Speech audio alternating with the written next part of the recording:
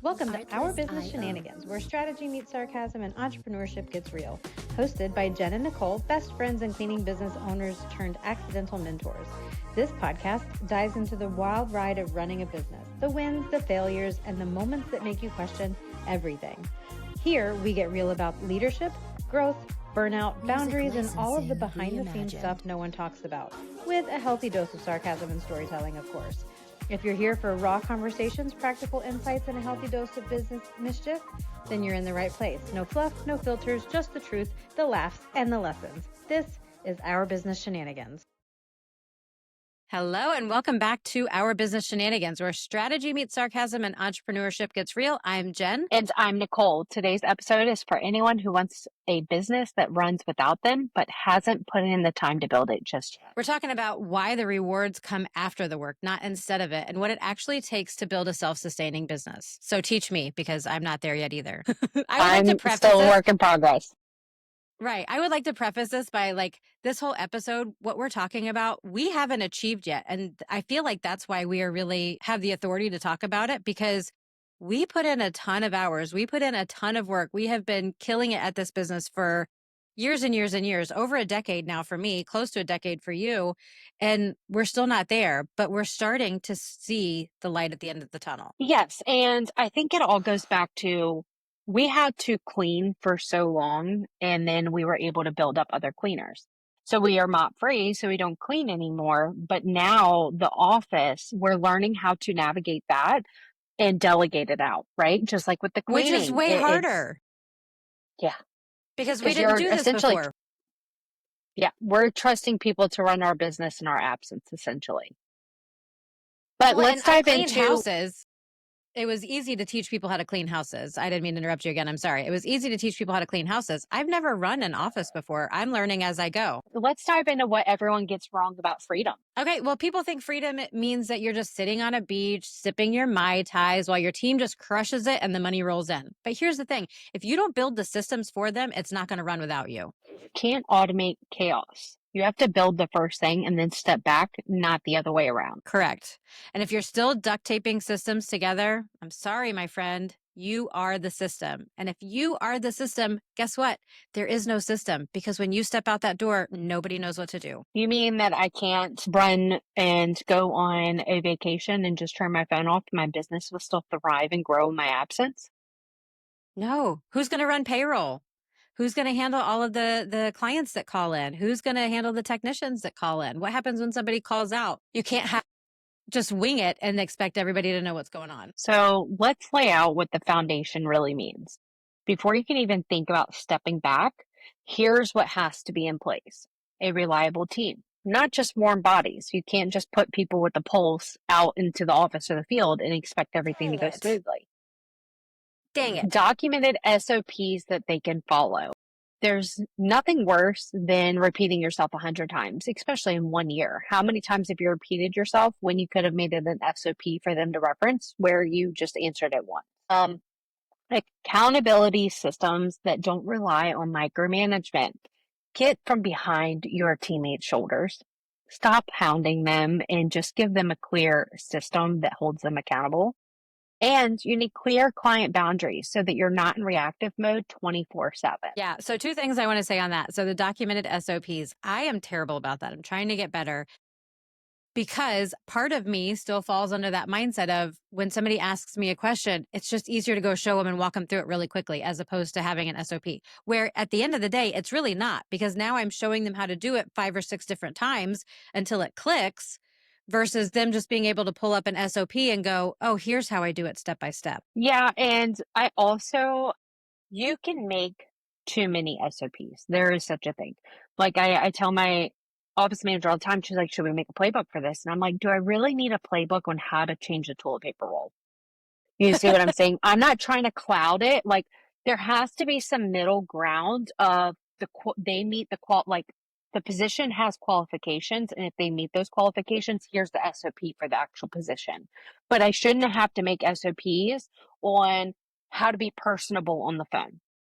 There's certain things that's like, these are requirements for the position that we're hiring you for.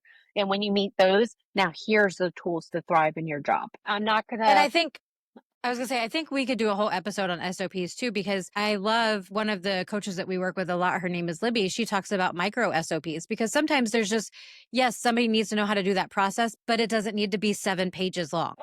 You don't have to You go mean that in. shouldn't All right, include 10 videos? right, turn on the computer, click on Internet Explorer 95, and then just go from there. No, you don't have to do all of that. Like, I think people really get bogged down in the, oh my gosh, I don't know how to write a SOP. It's so overwhelming. Because I was there. I 100% get it. I overthink literally everything, but they don't have to be that. Like, don't get so overwhelmed with it that you don't do them at all. And then the other thing on the micromanagement. So when my team is on the phone, I shouldn't stand over their shoulder and correct literally every word that comes out of their mouth. That's a bad look. Yes, I actually heard somebody say that their whole office has to keep their doors open so she can essentially, like, yes, everyone in her office, I guess it was like 5 people, had their doors open at any time. So she was constantly training them. That's what she called it. And I was like, ooh, I would hate to work for you. Can I tell you why I will never do that? A very quick story. So many lifetimes ago, I worked for an attorney and they moved me into several different positions. But at one point I was at the front desk, and my front desk was right next to one of the attorney's offices, and I would answer the phone. And so one day I answered the phone and they asked for one of the attorneys who was not in. He was always late.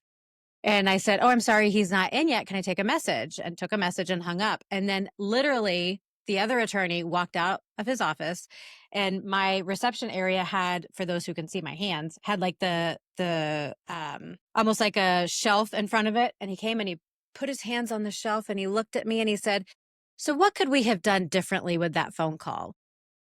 And me as a 19-year-old kid is going, "Oh my God, if I knew, don't you think I would have done it so that you wouldn't come out here and talk to me about it?" Like, seriously. And so I was like, "I'm not sure. I really don't know what I did wrong." And he goes, "Well, when you said so and so wasn't in yet, you make him sound like a slacker. You could have just said he's not available.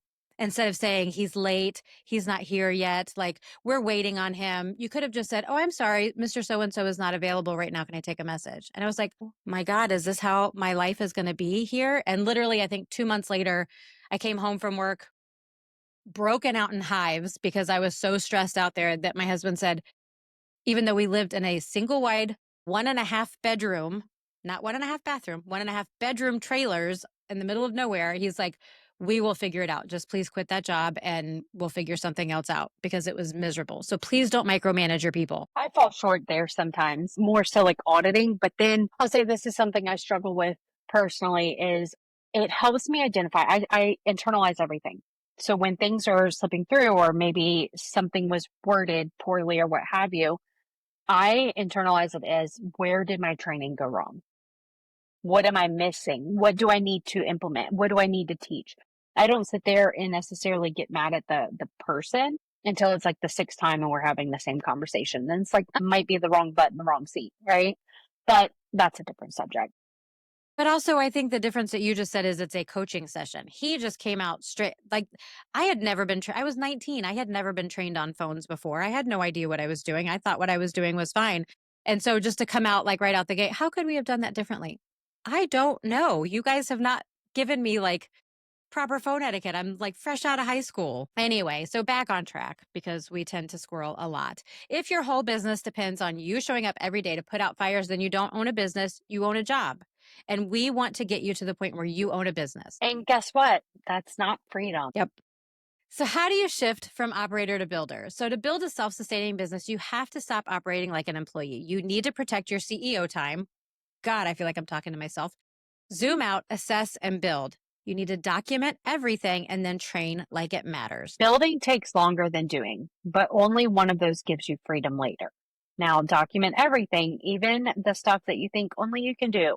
Then train like it actually matters. Yeah, systemizing takes longer than just doing it yourself, but it gives you freedom. The others keep you stuck. Have you heard us say document everything yet? Because I think we've already said it like 17 times.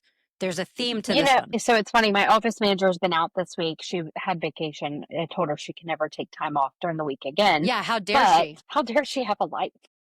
Right. But she does payroll. I thought for the longest time, for years, I was like, nobody can do payroll. I have to do payroll. And then like I finally documented the whole system because, you know, I was forced out with maternity leave, and she's been doing payroll, and I went to like go start it and like kind of fine tune some of the clocks and whatnot. And I realized I was like, I don't want to do this. Like I used to love doing payroll, and now I'm like, I'm gonna trust the person that I've trained, and she follows that playbook to a T. No issues. Me, I might forget a training payday or something and have to go back and edit and add it back in, you name it. She doesn't miss a beat. So sometimes that thing that you're holding on to, there are people that are more qualified or just have more mental capacity or time to actually execute it, right? Yeah. When you, as a business owner, are so stretched thin doing all of the things, sometimes you have to master it and then teach it.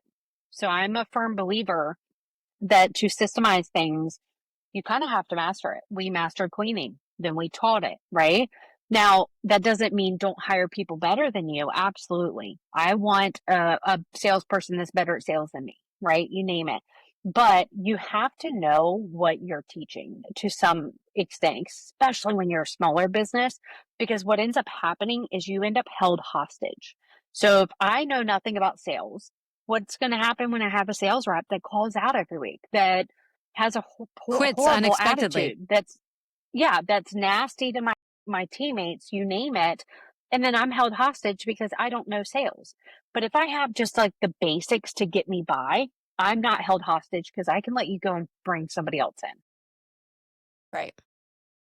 Yeah, that is definitely a hard one, because most of us, especially if you're in the cleaning business or any really, I guess I should say any small business, we didn't start the business to start a business for the most part. Most of us started a business, one, because we needed money, and two, because we were good at something. We were good at cleaning houses. So we started cleaning houses, and then it just grew and blossomed from there into something that I never fully expected. I don't know if you expected to be where you are today, but I didn't. I never dreamed of this. I never even thought you could get this far with a cleaning company. How naive I was. But we didn't go into it knowing how to run an office. We went into it because we were good at cleaning. So now we're having to pick up these skills. So if you're not good at sales, if you're not good at the admin, you're not going to be able to train it well. So if you bring in people and you don't train them well, then you can't expect them to do a good job either. Yeah, so let's role play a little bit. How to catch yourself doing thing. the work that you should be systemizing. Okay, this sounds good. I will play the frazzled owner because I feel like that's what I do best sometimes. I will be the sarcastic best friend because I feel like I thrive in that department. All right. So, scene. Okay, so I was going to finally finish our SOPs today, but then Sarah texted that the vacuum was broken, so I had to run to the office. And then the client emailed me with a complaint about the baseboards again, and then the payroll didn't get run because I forgot to approve hours, so I had to stop everything and do that. Wait, weren't you supposed to be a CEO today? I mean, I was, but everything is on fire. I have to handle that. Jen, you've been saying this every week since 2021. Well, it's not my fault no one can figure out how to do it unless I tell them. Exactly, because you never wrote it down. I hate you. Good, that means I'm right. You know, it's funny because I feel like this is literally how our conversation went this morning when I just word vomited everything going wrong. So, and those that don't know, I had 2 office staff that are out on maternity. Yeah, they got pregnant at the same time. They literally had their babies a week apart. So we went from an office of 5. Yes, it's definitely a conspiracy. So we went from an office of 5 to an office of 3. And then, of course, my office manager never takes time off. So when she requested, I had to approve it. And now I am literally eating that decision because we went from an office of 5 and now it's just 2 of us. And so we're kind of scrambling a little bit, but we're making do. So I was going to say, with that, you being like thrown into the thick of things again, how are your SOPs and your systems holding up? Are you finding that you can go back and easily pull things so that everybody knows exactly what they're doing since those 2 roles are out? Yeah, because we can essentially just so when I built the SOPs, we need to do a podcast episode on that. I built out roles that didn't even exist yet. And that way, as we hire, it's already built out. So like, I think we have a whole scheduler set of SOPs and we don't have a scheduler, but the person responsible for scheduling follows that. You see what I'm saying? So they kind of are outlined to grow with us. But then when someone shifts, it's like, all right, now you're responsible for this. It's easier said than done when you're fully staffed. Right. Right. And when you're understaffed, it is hard to write things down because you always feel so frantic. You always feel like there is something else that's more important that has to be done. But even if you can time block, get up an hour earlier every morning. And again, I am preaching to the choir. Get up an hour earlier and just pick one SOP that you're going to work on for the day. Knock it out before the day even starts. Don't pick up your phone. Don't check your email. Don't do any of that stuff. Do it before you need to be on. So if you know that your people have to call out by 7:30, then wake up at 6:30 at least once a week. You don't have to do it every day. Commit to once a week and knock out an SOP. Anything is better than nothing, and done is better than perfect. We've heard it a million times. So if that role play session feels painfully familiar, keep listening. And just know that we've been there, we are there, we get it. But the only way to get out of this loop is to stop playing the hero and start playing the architect. Now, let's get into some delayed gratification in business. This is the part no one wants to hear. It takes months or years to build a truly self-sustaining business, but you can get there. It's just not quick and it's not always pretty, but it is worth it. I know that on Facebook, it's easy to see some of these influencers that are like, oh, passive income, do this, and oh, do this. And you don't have to work at all every day, or there's the 4-hour work week or whatever. But if you listen Okay, to the boss people babe. I'm reaping. Join my team. Shut up. July has been a very busy month. It was overbooked with trips, and some of it was vacation, some of it was work, and it's just been a lot. So I am feeling the effects from that. But when you look at the people who have really made it and who are really successful and see what they're doing, they are not hustling to the point of exhaustion, but they understand that there is a time for work and there is a time for rest, and you don't get the rest until you do some work. Freedom doesn't come from shortcuts. It comes from foundations. And when you build it right, your income goes up, your hours go down, your team steps up instead of burning out. Some examples of how your schedule, income, and stress level change once it's all built right. Well, one, you're not running to put out every single fire that comes up. Your team knows how to handle it. And two, I found that when I was struggling financially, that I accepted things that really added so much extra stress, whether that's holding keys or taking check payments, you name it, or even taking jobs outside of our business hours. It all affects you in the long run. Right. Yep. Because if you're taking jobs outside of your scheduled hours, even if you have people to do those jobs, someone still needs to be working. And that someone is going to be you because you don't have the office staff after hours. An alarm going off, I've had that happen. So we had to call the client. I'm talking about every Saturday I had to call a client. There's a lockout or a key lost, you name it. There's just so much, and somebody has to be there to answer them. Short-term sacrifice for long-term ease. That's a trade. Yep. So let's talk about the mindset to sustain it. Discipline beats dopamine. Did you hear me on that one? Discipline beats dopamine. I know dopamine is amazing and we want to do all the shining things, but especially early on, discipline beats dopamine. Stop expecting someone else to save your business. Build it like you're the only one who ever will. No one is coming to save you. And honestly, when you own that, it's incredibly empowering. Now, don't forget, this is your legacy. Treat it like it's something worth building properly, even when no one's clapping it. This isn't about outsourcing your problem. It's about building a business that doesn't fall apart without you. What is the point of all of this hard work if you're not going to build something that doesn't fall apart without you? So just like when we were cleaning, we had that mindset of, oh, nobody can clean like me. I can't hire anybody because nobody's going to do it as good as me. Then you latch onto that same mindset in the office. Oh, I can't give up sales. Nobody can sell as good as me. Oh, I can't give up payroll. Somebody's going to screw it up. Oh, I can't give up client care. Somebody's going to screw it up. Nobody can do it as good as me. Guess what? You're absolutely right. And the reason for that is because you are the owner. Everybody else will fall short. You cannot scale perfection. You can scale excellence. So be thinking about people who can do things excellently, not perfectly. So I just had this thought. When you were a cleaner in the field, you didn't wake up one day, step away from the schedule, and feel like your clients' homes are going to get cleaned. No, you had to have people in place to take over. And that also doesn't mean if I have a schedule for 3 people, I know that one person can't achieve that, right? There has to be someone there to actually serve the clients in person. Well, that also goes on the back end. There has to be someone there to still serve the clients on the back end, serve the schedule, serve the team, serve all the HR, you name it. There has to be something in place. I cannot just walk out of my office and check in twice a week if the systems and the processes don't exist and the bodies aren't there to hold everything up. Right. Right. So let's go into our takeaways. Choose one area where you're the bottleneck. Start documenting and delegating that thing. Yeah. So what do you mean by bottleneck for people who don't really understand what that means? When you've reached a point where you're essentially at the tipping point where you can't get past it. How do you describe So bottleneck? like if you so where you're the issue, where the process is not moving along because you haven't let it. So for example, when you were doing payroll, you couldn't get past doing payroll because you were the only one to do it. That took up how much of your time? A lot.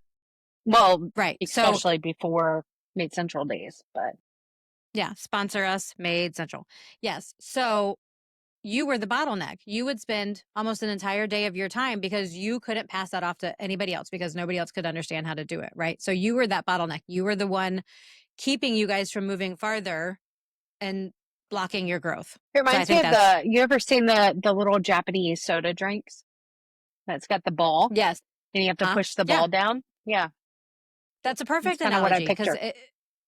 because if there's something in the way and you go to drink it, you're not going to be able to. So another thing you need to do this week is block off CEO time, like I talked about earlier, even if it's just 2 hours a week. That's how you stop being the firefighter and start being the architect. Like I said, even if it's an hour before everybody gets up, if you are the only person in the office, then you are everything. But you are also the CEO. You also need to start building those processes. And it's better to start building those processes when it's just you, because then you're not having to retrain somebody once you have them hired. So if you have a way you like doing something, just start documenting it little by little. There are so many amazing tools out there like Scribe or Loom or all of those things that you can do it virtually for free. And they will literally write the transcripts of your video, or Scribe will document it with photos on everything you need to do if it's something on your computer. So definitely check out those types of things. You build the ease by doing the hard things first. This was a very quick episode. Yeah, it was. I feel like we've covered a lot though. I think one of the things that we were trying to convey is it is easy to sit there, especially us, because we're surrounded by so many other cleaning businesses out there who are so successful and who are doing amazing things. And you watch them sometimes and you go, oh my gosh, that lady is traveling the United States in an RV. That must be amazing. Oh my gosh, that guy has nothing but a remote staff. He never even goes into the office. Or that lady does this. Or you see all of these things and it's easy to go, oh my gosh, like I want that. I want that. But all of those people worked hard for that. They had to build something to get there. They didn't just wake up one morning and go, you know what? My whole staff is going to be remote and I'm going to just work from home and do whatever I want to. I'm going to pack up tomorrow and travel the country in my RV. No, they had things set up and they did the hard work first. You can't start a business today and then tomorrow go, all right, just run for yourself. Or tomorrow go, hey, I've got to go hit all of these meetings. I'm not going to deal with the sales today, or I'm not going to deal with the technicians because I've got other things that are more fun for me to do. That's not how it works, unfortunately, in the beginning. And if it does, then you're just not going to grow very fast. And if that was the case, if it was that easy, I could easily wake up tomorrow and say, I'm going to open a location in all 50 states. And I'm not even going to have my hand in them. No, you have to have a hand in them. So yeah, we would love to hear your stories about your SOPs. If you have run into this, definitely comment on this post and tell us how you've run into it. If this post gave you, or if this podcast episode gave you some clarity, let us know. We love being able to help people. So if we are changing your life even just a little bit, one of the 3 people who listen to this, then we would love to hear about it because that kind of makes it fun for us. But that's our episode for today. Again, if it gave you clarity, confidence, or just a kick in the pants, make sure you follow and leave a review. Send this to a business owner friend who's one client email away from a breakdown. Yep. And remember, freedom isn't free, but you can earn it. Thanks for joining us on our Business Shenanigans. Until next time, keep it strategic, sarcastic, and strong. See you next time. See you. Bye, guys.